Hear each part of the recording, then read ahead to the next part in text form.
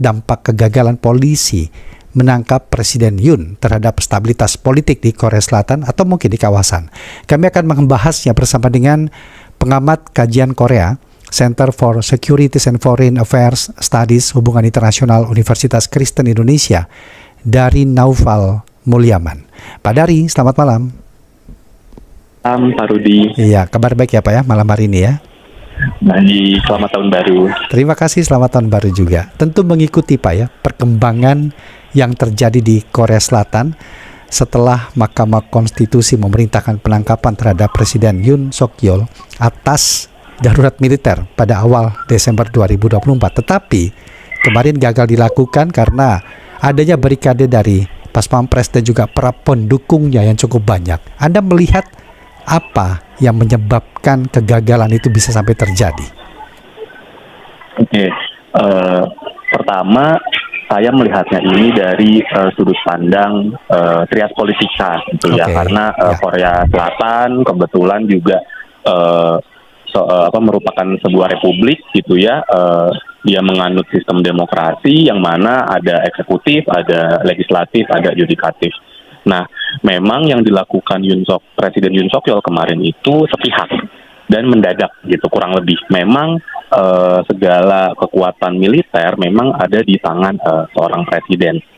Itu memang titah dari konstitusi Korea Selatan. Cuman ternyata tidak seperti itu memang seharusnya. Ini dilakukan sepihak, dilakukan mendadak, dan butuh mosi sebetulnya yang harus diloloskan oleh legislatif gitu. Jika memang ingin mau darurat militer berlaku di Korea Selatan. Cuman kemarin akhirnya setelah dilindungi gitu ya gedung DPR-nya dari banyak militer, pendukung segala macam, tapi akhirnya bisa dibatalkan gitu karena mosinya terus tidak diloloskan lah gitu kira-kira. Seperti itu kurang lebihnya.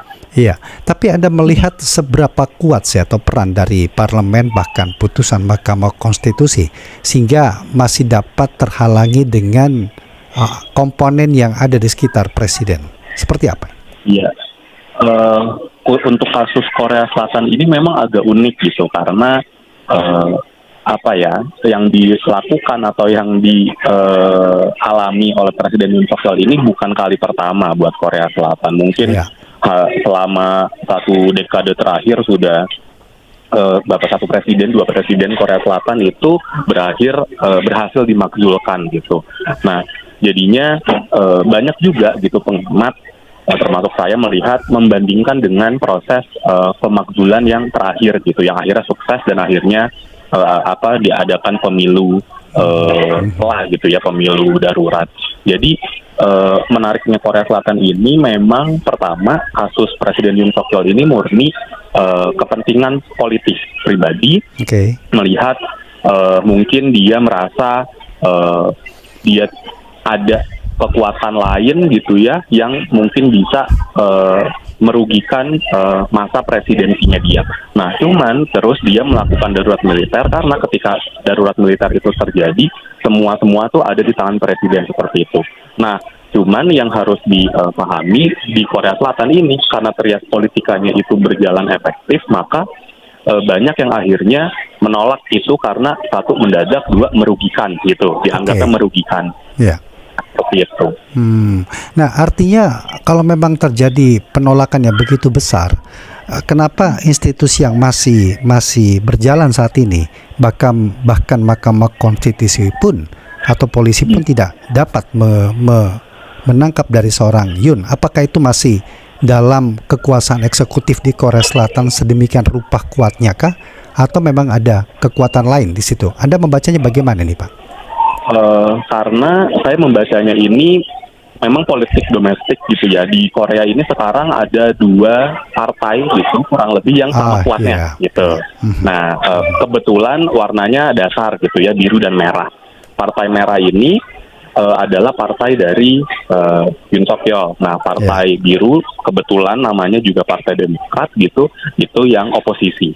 Nah, dua partai ini sama kuatnya, sama besarnya. Nah, di sana Presiden Yoon Suk Yeol itu yang akhirnya menjadi alot adalah ketika dia mulai proses pemakzulan ini dilakukan gitu, dia mengatakan oh saya percaya dengan partai saya berikan semuanya kepada partai yang untuk mengurusnya. Nah, itu yang menyebabkan Partai Merah juga ibaratnya mencoba semua cara gitu dengan segala tenaga untuk bisa menghalangi gitu ya proses yang sedang berjalan gitu. Kebetulan memang prosesnya ini kan dalam tahap pemeriksaan. Nah, belum nanti mulai pengadilan, karena tahapan pemakzulan di Korea Selatan itu sekarang masa penggeledahan, pemeriksaan, nanti mulai pengadilannya gitu kurang lebih. Jadi memang paling cepat keputusannya itu mungkin sekitar April. Nah, nanti Agustus itu baru pemilu,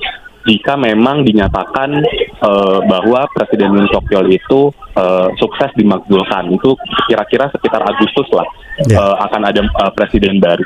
Artinya jadi, kalau melihat kekuatan yang begitu kuat kedua kubu partai dan juga oposisi di sana, Anda melihat bagaimana masa depan ataupun eskalasi politik lah dalam waktu depan? Akankah semakin meruncing atau bagaimana ini?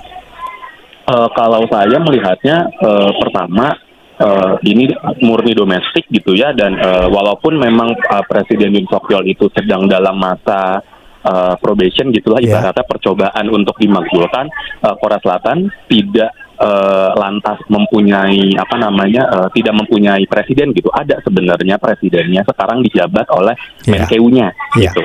Jadi tidak ada kekosongan kekuatan. Nah, yang saya khawatirkan itu adalah konstelasi globalnya yang dimanfaatkan oleh Korea Utara gitu. Korea Utara itu sudah menyatakan bahwa dia tidak akan sama menghadapi Trump, karena kita tahu gitu ya, Kim Jong Un sempat dekat dengan Trump gitu ya di masa yang pertama gitu. Nah, cuman ini sudah keluar nih statementnya, dia tidak akan seromantis dulu lagi dengan Trump. Nah, ini kan juga sebagai tanda-tanda nih mau ngapain dia gitu. Artinya eksternal ini akan semakin memperburuk atau justru dapat meredakan, semakin buruk Anda melihatnya ini? Saya melihatnya waspada. Belum tentu semakin buruk, tapi waspada karena takutnya gitu. Kita juga tahu model Trump seperti apa gitu ya, Kim Jong Un seperti apa, sementara yang menjabat presiden di Korea Selatan sekarang hanya Menkeu. Bukannya saya meragukan kapasitas Menkeu, tapi ya dia hanya Menkeu gitu kan, tiba-tiba dapat mandat menjadi presiden darurat gitu kan. Jadinya ada takutnya hal-hal atau kesempatan-kesempatan yang dibidik oleh Korea Utara untuk memanaskan situasi kayak gitu. Dan apakah ini juga memberikan dampak atau mungkin ada rasa khawatir juga dengan negara-negara tetangga, katakanlah Jepang dan Tiongkok? Bagaimana ini? Otomatis pasti gitu, karena kita kita bisa lihat gitu ya, Rusia lalu Tiongkok itu juga sudah ibaratnya mempererat komunikasi, terlebih kita akhir tahun lalu ada terjadi sesuatu di Suriah. Gitu. Jadi efek itu pasti blok Rusia, Tiongkok itu pasti sudah ini gimana itu pasti sudah ada. Saya yakin itu pasti sudah ada. Artinya berdampak pula pada kebijakan luar negeri Korea Selatan dong ya? Mau tidak mau hal seperti ini. Mau tidak mau, dan takutnya kevakuman ini yang akan dimanfaatkan oleh Korea Utara gitu. Dan bagaimana seharusnya? Silakan. Dengan kondisi Trump juga seperti itu, Korea Utara jadi kartu liar gitu. Karena tidak ada check and balance nih bagaimana gitu. Terlebih Rusia, Tiongkok mungkin disibukkan dengan Suriah. Gitu. Kalau menurut Anda, apa yang seharusnya langkah yang dilakukan untuk memulihkan stabilitas politik di Korea Selatan? Pertama, kalau misalnya memang Yoon Suk Yeol ini dari pihak Yoon Suk Yeol ya sudah comply saja gitu, karena ya kita yakin sistem trias politika di Korea Selatan itu sudah berjalan, terbukti dengan misal kemarin darurat militer dibatalkan hanya dalam waktu sehari gitu ya, dan memang ada proses-proses gitu, paling cepat pun presiden baru itu 11 Agustus gitu. Tapi agar situasi tidak semakin liar gitu ya, tidak semakin wait and see, ya mungkin bisa Presiden Yoon Suk Yeol comply saja dengan apa yang diminta dari hukum gitu. gitu. Paling itu. Iya. Comply, terus agar Menkeu sebagai presiden darurat itu juga bisa melaksanakan pekerjaannya dengan sebaik-baiknya gitu. Karena selain dari sisi politik gitu ya, yang mau saya garis bawahi juga tetangga terdekatnya Tiongkok ini juga sedang dihebohkan dengan virus baru gitu kan. HMPV. Ya. Yang ya betul, yang takutnya jadi COVID baru gitu. Ya. Dan takutnya nanti di Korea Selatan juga bisa jadi pandemi baru, mungkin mulainya dari Korea Selatan gitu. Dan bagi Indonesia, ya ini masih suasana libur tahun baru, kita tahu banyak sekali wisman Indonesia di Korea, di Jepang. Iya, iya. Gitu. Dengan situasi yang seperti ini ya, itu mungkin harus lebih waspada dan harus lebih kita melihat situasi lebih detail lagi. Mungkin kira-kira seperti itu. Baik. Pak Dery Noval, terima kasih banyak sudah berbincang bersama dengan Pro 3 RRI. Kita tunggu nanti bagaimana perkembangan demi perkembangan yang terjadi di Korea Selatan dengan eskalasi politik yang mengalami peningkatan akhir-akhir ini. Terima kasih Pak. Sehat selalu. Selamat malam. Baik. Terima kasih. Demikian tadi pengamat kajian Korea, Center for Securities and Foreign Affairs Studies Hubungan Internasional Universitas Kristen Indonesia, dari Noval Mulyaman.